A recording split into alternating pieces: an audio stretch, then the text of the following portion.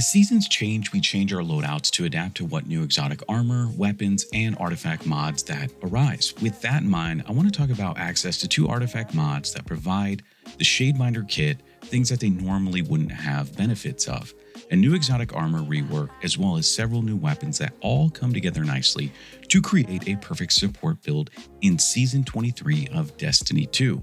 Today, we're going to be talking about the rework to the Aeon Cult gauntlets on Warlock, Aeon Soul. Now, when I'm thinking about Aeon Soul, I think about the different ways that it can be used. Now, it doesn't have to necessarily be used directly with just Shadebinder. Sure, it can be used on Broodweaver, it could be used on Well of Radiance, but there's 2 artifact mods that I want to talk about because Shadebinder is going to benefit greatly from the artifact mod this season, and it's going to allow us to be able to use a different exotic gauntlet. Normally, most Shadebinders are going to take advantage of osmiomancies. That's typically what we've seen, but I'm going to tell you, with the access to these 2 artifact mods, we don't have to rely on osmiomancy. We are going to have high uptime on our Bleakwatcher turret.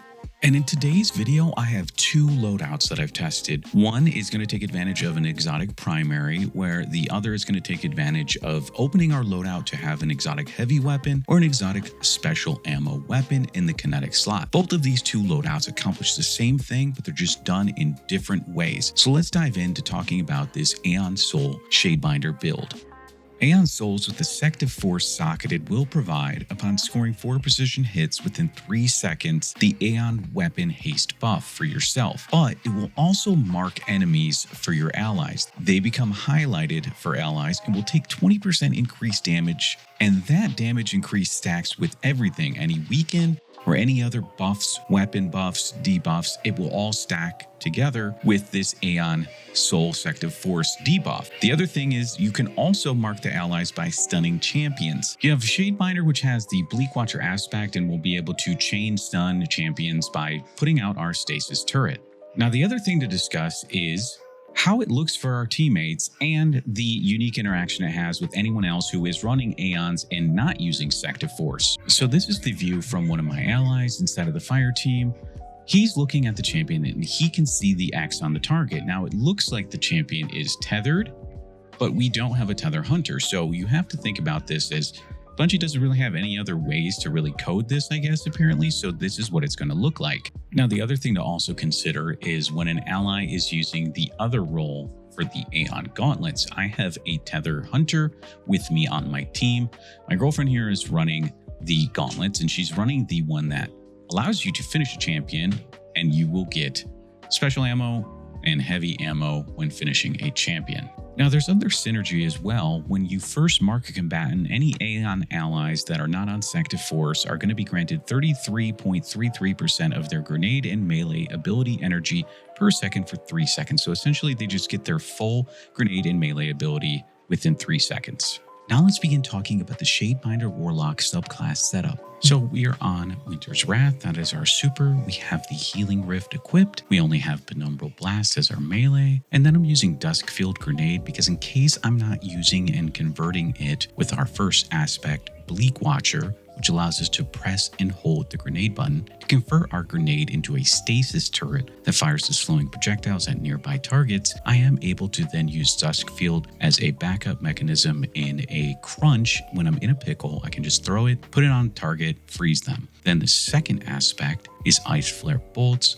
Shattering a frozen target will spawn seekers that track and freeze other nearby targets. These are going to work hand in hand. We're going to freeze a target with the Bleakwatcher. We're going to shoot them, kill them. They're going to shatter. Then we're going to get a seeker that spawns and freezes the next target. Now, the first fragment is Whisper of Rending. This is to take advantage of our primary ammo weapons dealing more damage to any targets that are frozen. Because we can use things like target lock on our weapons, this is actually pretty beneficial for stacking some damage bonuses. Next, we're going to have Whisper of Shards. Now, this isn't typically a fragment that you would use on a Stasis Warlock, but because of the artifact mods, we are actually going to be able to shatter crystals and get that 300% additional base grenade recharge rate. Third fragment, Whisper of Bonds. Defeating frozen targets generates an orb of power. Now, this is a 10-second cooldown between activations, but it does help because it generates orbs for ourselves and for our allies. And that's always beneficial, especially when we consider that we are going to have stacks on stacks with our armor charges. So every orb is 2 charges, and we can get up to 4 charges with just 2 orbs. Last fragment, fourth and final fragment, is Whisper of Durance. Slows that we apply to targets will last longer, and for those abilities that linger, such as the Dusk Field Grenade, their duration will also increase. Now for the exotic primary loadout. For the exotic primary loadout, we're using Wicked Implement. With Wicked Implement, we have control without scouts being on the artifact to be able to stun both overload champions and unstoppable champions. And while simultaneously stunning them, we're also going to be proccing the Aeon Sect of Force buff. So we're also going to get that weapon haste buff that you see on the screen, as well as giving our allies a 20% increase in damage. Now, this is going to be a slow, tried and true method, but it is effective because it's going to always keep the champion stunned.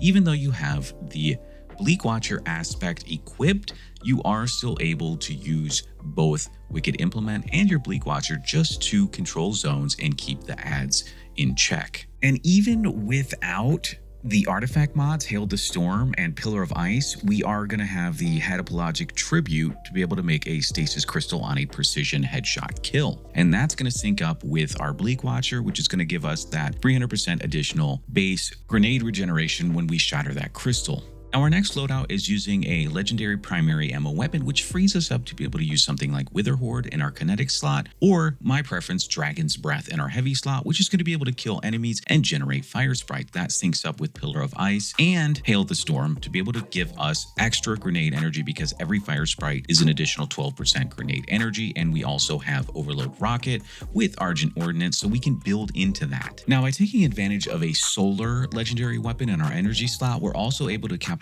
on getting ourselves Radiant, and with Rays of Precision, we can also generate an ignition when we get a precision kill by being Radiant, and then Radiant is also going to apply Scorch to our weapon as well, so we can build in a couple different things with shattering Stasis Crystals, slowing enemies, getting ourselves to Radiant, and making ignition. So it makes the build more well-rounded in 2 different ways by having Dragon's Breath, Radiant, and Pillar of Ice and Hail the Storm to have this complete control that we are able to take advantage of. Now, as for the artifact mods, the first column is going to be dependent upon the weapons that you're using in the build, so I won't really go over that unless you're using Adetic Kindness. Make sure to take Anti-Barrier Sidearm. Now, for the rest of the artifact mods we're going to talk about in column 2, we're going to be Kindling Trigger if you're using the solar weapon and not the Wicked Implement build. Then if you're using a legendary primary and using the other build, then go ahead and take advantage of Blast Radius for your Wither Horde or whatever other exotic rocket launcher you may be using. Maybe you're using a galley,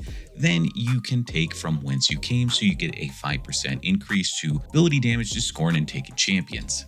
In column 3 of the artifact, we're going to choose, going from top to bottom, Flint Striker, Rapid Solar Weapon Precision Hits, and Rapid Solar Weapon Final Blows will grant you Radiant. Torch, while Radiant, we're going to deal a 5% increase to any enemies that are affected by slow or that are frozen. And then finally, Wished into Being, when our super is nearly full at 80%, an ability kill will spawn 3 orbs of power.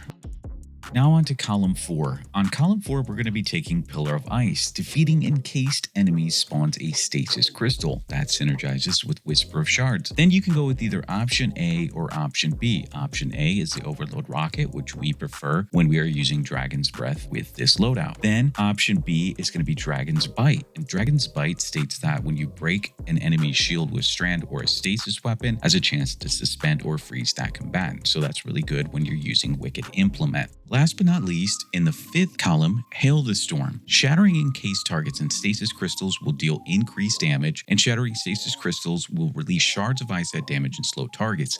This one is huge. It makes a big deal, especially when you're using Wicked Implement, and it really makes the build whole. Then you can either go for option A, Argent Ordnance, or you can go for option B, Rays of Precision. And obviously, if you're solo, you can go with Solo Op instead of Argent Ordnance for the always on 15% damage bonus for whatever you're doing when you're solo.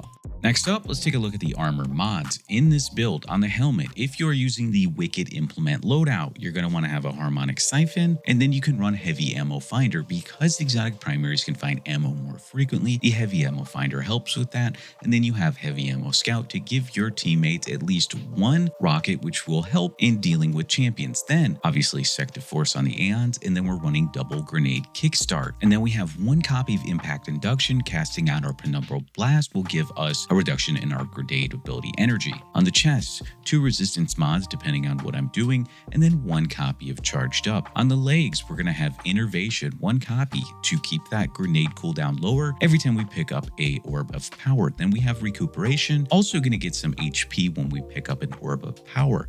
Then we have stacks on stacks. That 1 orb of power now grants us 2 armor charges, so we can get up to our 4 total armor charges that we can have for grenade kickstart and take full advantage of that. 1 copy of Reaper, that way when we use our class ability, the next weapon final blow that we get is going to spawn an orb of power. Then we have 2 copies of Bomber just to give us some more grenade energy. Now, one thing that I do want to say, if you are not using Wicked Implement, you're going to want to change your helmet mods. When you're changing your helmet mods, you're going to want to make sure that you have a solar siphon on. Then after that, you can go with either a heavy ammo finder, or you can put in something similar to Powerful Friends, Radiant Light. That would be my recommendation, or you can squeak in a dynamo mod just to get some extra super energy in case you're casting your class ability near targets. Thank you guys all so much for watching. This was a longer video and I put a lot more effort into this video. If you do like it, you do appreciate it, please consider liking the video. It really helps us out on the channel. Thank you guys all so much. Peace.